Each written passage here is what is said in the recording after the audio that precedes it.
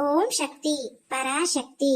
என் அன்பு தங்கமே, இரவோடு இரவாக உன்னுடைய வாழ்க்கையை கெடுத்த அந்த ஒருவருக்கு தண்டனையை தருகின்றேன் என்று நான் ஏற்கனவே உன்னிடம் சொல்லியிருந்தேன் அல்லவா? அதனை நான் கொடுத்து விட்டேன் தங்கமே. என்னம்மா தண்டனை கொடுத்தீர்கள் என்றுதானே கேட்கின்றாய்? இதை முழுமையாக கேள் தங்கமே, உனக்கே புரியும். உன்னுடைய வாழ்க்கை பறிபோய் விட்டது, என்னுடைய வாழ்க்கையை கெடுத்து விட்டார்கள் என்று நீ என்னிடம் கண்ணீர் விட்டு கதறி அழுதாய் அல்லவா? உன்னுடைய ஒரு துளி கண்ணீரும் வீண் போகவில்லை தங்கமே. உன்னுடைய வாழ்க்கையை கெடுத்த அவருக்கு தக்க தண்டனையை கொடுத்து விட்டேன்.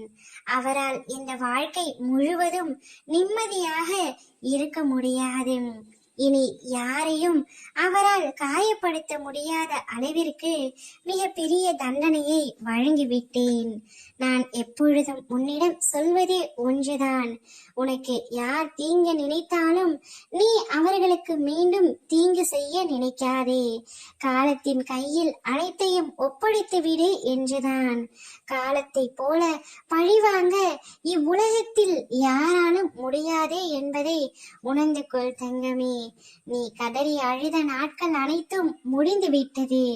இனி யாரும் உன்னுடைய வாழ்க்கையை கெடுக்கப் போவதில்லை. அவர் குடும்பத்தாரே அவரை வெறுத்து ஒதுக்கிவிட்டார். இதைவிட பெரிய தண்டனை அவருக்கு கிடைத்து விடாது தங்கமே.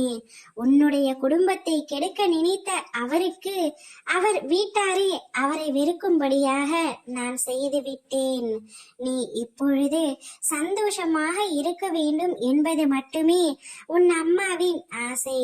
மகிழ்ச்சியாக இரு தங்கமே. ஓம் சக்தி பராசக்தி.